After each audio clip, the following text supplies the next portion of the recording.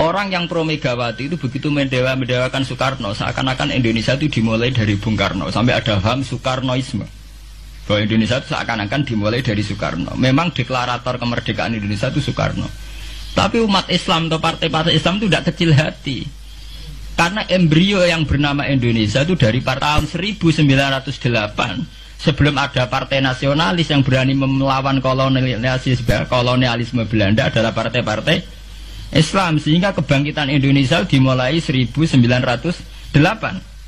Karena saat itu yang pertama mencetus ide melawan Belanda adalah kiai-kiai Islam, yaitu saat itu bikin serikat dagang Islam, terus lama-lama menjadi serikat Islam, terus lama-lama menjadi partai Islam, dimulai dari angkatannya Hos Cokroaminoto. Sini Haji Umar Said sinten Cokroaminoto, terus disingkat sini Hos Cokroaminoto. Jadi tidak bisa Indonesia itu meninggalkan partai Islam, karena dulu pertama pendiri era kepartaian niku malah partai-partai apa?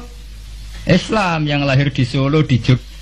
Bahkan sebelum ada negara yang bernama Indonesia, itu ada negara yang bernama Demak Bintoro, ada Demak Ngayogyakarta apa? Karto. Itu semua negeri apa? Islam. Ya paham. Sehingga secara kesejarahan kita tidak kalah sama tuanya Soekarnoisme atau partai PNI. Dan sampai kan kita ini kan kayak dinabubukkan seakan-akan Indonesia itu dimulai dari Soekarno. Sehingga nak wani Pak Karno itu koyok-koyok itu kita anti Indonesia.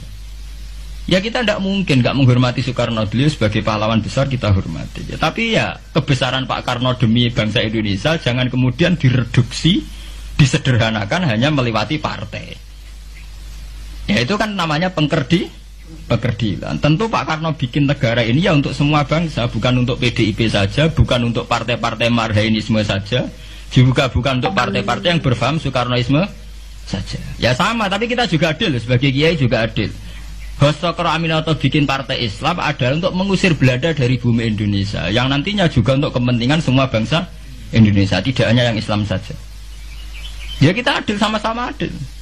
Saat nasionalisme ya tidak mengurangi keagamaan, saat keagamaan tidak mengurangi nasionalis. Tapi itu tadi kemudian ini dikerdilkan secara politik. Di sawangannya nak wis duwete Pak Hasim Mbak Mega nasionalis religius itu sudah ditren. Wangger duet senengane pasangan nasionalis sampai apa nak nasionalis terus wajib sholat, apa nak religius terus gak wajib nasional. Sebetulnya itu kan apa nak wong Indonesia terus wajib sholat hanya karena atas nama nasionalisme. Apa nak wis kiai terus wajib bayar pajak. Itu kan pengkerdilan, proses pembohongan, pembohongan secara publik. Itu dibodokno, sedurunge bodoh, itu kan itu kan repot. Namanya sedurunge bodoh dibodokno ngene apa? Nurut. Makanya kalau seneng ya, kayak kemarin Hari Kebangkitan Nasional itu seneng kalau diungkap terus di TV bahwa kebangkitan Indonesia dimulai dari 1908. Pentingnya bahwa orang-orang yang sok Soekarnoisme biar tidak mereduksi Pak Karno hanya milik mereka sendiri, karena bangsa ini berdiri semenjak 1908. Dimulai dari gerakan Budi Utomo sampai Hos Cokroaminoto sampai macam-macam. Ya, serikat-serikat Islam. Nah, kita secara sejarah itu sama. Kita sebagai santri juga tidak kalah sejarah. Karena berdirinya nasional sudah lewat para kiai itu takokno sejarawan manapun. Kayak profesor siapa di UI, siapa saja profesor-profesor sejarah bilang bahwa awal kebangkitan Indonesia itu dari partai-partai Islam.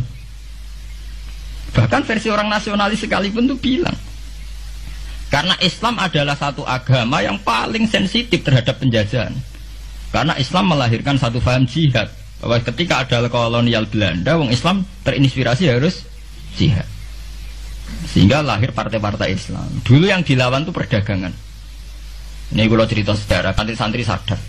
Jadi santri salaf dengan model sekarang sing raro duit, raro dagang itu sebetulnya mengkhianati pendiri santri. Lho boten niku lho fair. Sing gak seneng dagang, gak seneng mergawe itu mengkhianati pendiri pesantren.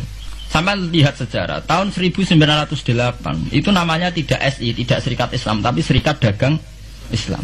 Karena para kiai adalah melawan dominasi Cina di Surakarta dan dominasi Belanda menguasai sentra-sentra perdagangan. Sehingga yang dilawan pertama adalah piye supaya kolonial gak menguasai aset-aset ekonomi. Sama takokno sejarah cek versi kiai, cek versi buku, asal gak versi klenek.